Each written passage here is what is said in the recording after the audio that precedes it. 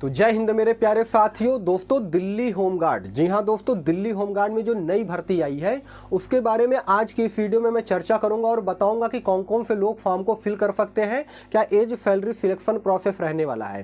क्योंकि काफ़ी सारे बच्चे ऐसे हैं ना जो कि बहुत ही कन्फ्यूजन में है और वे पूछ रहे थे कि सर ये बताइए कि दिल्ली होमगार्ड में जो नई भर्ती आई है उसमें मैं अप्लाई कर पाऊंगा कि नहीं। मैं मध्य प्रदेश से हूँ, मैं राजस्थान से हूँ, मैं यूपी से हूँ, मैं बिहार से हूँ। तो दोस्तों आज की इस वीडियो को आप लोग बिल्कुल अंत तक वॉच कीजिएगा, ठीक है ना, क्योंकि इस वीडियो को अगर पूरा देख लेंगे ना तो इस वैकेंसी के रिगार्डिंग में आपका कोई भी कंफ्यूजन नहीं रह जाएगा, सारा डाउट आपका क्लियर हो जाएगा। और चैनल पे अगर आप सभी लोग पहली बार या फिर नए हो तो चैनल को जरूर सब्सक्राइब कर लीजिए। यार मेरा एक ही शिकायत रहता है आप सभी लोगों से, आप लोग वीडियो तो देखते हो लेकिन चैनल को सब्सक्राइब क्यों नहीं करते हो। प्लीज़ यार चैनल को सब्सक्राइब कर लिया कीजिए, क्योंकि आपका एक लाइक और एक सब्सक्राइब अंदर से बहुत मोटिवेट करता है आगे वीडियो बनाने के लिए। और काफ़ी सारे बच्चे ऐसे होंगे ना जो कि इस वीडियो को पूरा अंत तक देखेंगे नहीं, मुझे पता है, क्योंकि उनको रील देखना ज़्यादा पसंद है, उनको गाने सुनना ज़्यादा पसंद है, लेकिन जो इन्फॉर्मेटिव वीडियो होती है ना, भले ही वे तैयारी कर रहे होंगे गवर्नमेंट वैकेंसीज की, लेकिन उसके बावजूद भी जो इन्फॉर्मेटिव वीडियो होती है उनकी वीडियो को वो देखते नहीं हैं। ठीक है, आपकी जैसी जो मर्जी है वो कीजिए, मेरा बताने का काम है, मैं बताता रहूँगा और आपकी जो भी मर्जी है वो करते रहिए, किसी प्रकार की कोई भी दिक्कत नहीं है। आइए बिना समय गवाए वीडियो को स्टार्ट करते हैं। जो दिल्ली होमगार्ड में नई भर्ती आई है दोस्तों, उसके रिगार्डिंग में आज की वीडियो में मैं चर्चा कर रहा हूं। देखिए नंबर ऑफ टोटल पोस्ट की अगर बात करूंगा ना तो 10,285, जी हां दोस्तों, बम्पर पदों पर भर्ती आई है और ये बहुत ही अच्छा सुनहरा मौका मिला है दोस्तों आप सभी लोगों के लिए। तो इसमें आप लोग चूकिएगा बिल्कुल भी नहीं, क्योंकि 10,285 पोस्ट जो है वो कम नहीं होते हैं। जितना अधिकतर देखा जाए ना तो इतने पदों पर भर्ती आती नहीं है। इस बार वैकेंसीज आई है तो इस बार आप लोग इसका लाभ जरूर उठाइएगा। अप्लाई डेट की अगर मैं बात करूंगा तो 24 जनवरी से ऑलरेडी इसका ऑनलाइन आवेदन स्टार्ट हो चुका है। आज 28 तारीख है दोस्तों, यानी कि 4 दिन पहले से इसका ऑनलाइन आवेदन स्टार्ट हो चुका है और जो लास्ट डेट रहेगा ना वो रहेगा 13 फरवरी 2024 तक। तो पर्याप्त मात्रा में यहाँ पे समय दिया जा रहा है। लेकिन अगर आप लोग के पास एलिजिबिलिटी हो ना तो आप लोग शुरुआत नहीं फॉर्म को फिल कर दिया कीजिए, ठीक है ना, क्योंकि बाद में क्या होता है कि सर्वर प्रॉब्लम हो जाता है, इस वजह से काफी सारे बच्चे जो है वो फॉर्म को फिल नहीं कर पाते हैं। इस वजह से आप लोग शुरुआत में ही फॉर्म को फिल कर दीजिए। फीस की अगर मैं बात करूंगा दोस्तों तो आप किसी भी कैटेगरी के अंतर्गत आते हो, general, OBC, EWS, SC, ST, आपसे फॉर्म फीस के लिए 100 रुपए लिया जाएगा, ठीक है ना। तो 100 रुपए बहुत ज्यादा नहीं है, देख लीजिएगा। अगर आप लोग मैनेज कर सकते हो इतना फीस तो आप लोग जरूर से जरूर इसमें अप्लाई कीजिएगा।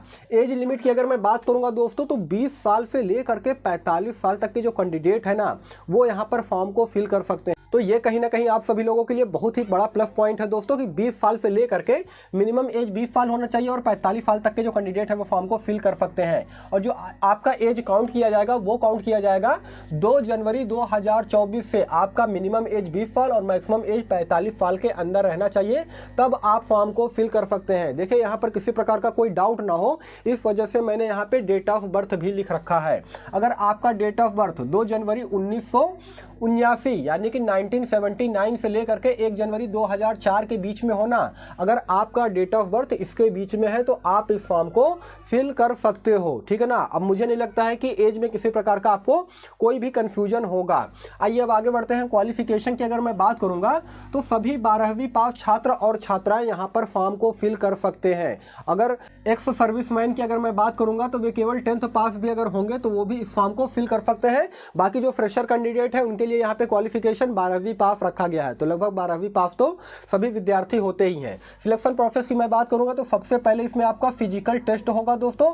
फिजिकल क्राइटेरिया क्या होने वाला है अभी मैं यहाँ पर आपको आगे बताऊंगा। उसके बाद आपका रिटन टेस्ट होगा और अंत में डॉक्यूमेंट वेरिफिकेशन होगा। दोस्तों सबसे पहले जानते हैं, फिजिकल क्राइटेरिया बताने से पहले मैं आपको सिलेबस बता देना चाहता हूँ, क्योंकि काफी सारे बच्चे ऐसे हैं ना जिनको सिलेबस के बारे में जानकारी नहीं है कि सर किस किस सब्जेक्ट से क्वेश्चन पूछे जाएंगे। तो देखिए मैं आपको बता देना चाहता हूं कि नंबर ऑफ क्वेश्चन जो होगा ना वो 80 क्वेश्चन होगा, ठीक है ना। 80 क्वेश्चन पूछे जाएंगे दोस्तों, जो कि 90 मिनट का आपका समय दिया जाएगा इस 80 क्वेश्चन को पूरा करने के लिए। अगर सब्जेक्ट की मैं बात करूंगा तो मैथ से आपके क्वेश्चन पूछे जाएंगे।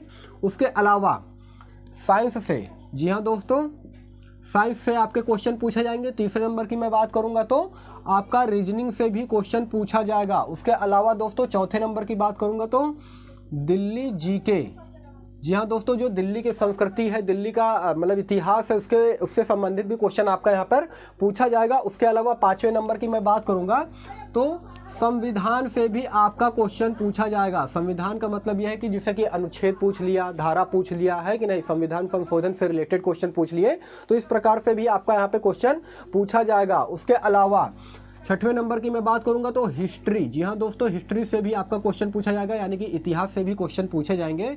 7वें नंबर की मैं बात करूंगा तो जीके यानी कि जनरल नॉलेज और भूगोल, ठीक है ना, यानी कि भूगोल से भी आपका क्वेश्चन पूछा जाएगा, ज्योग्राफी से।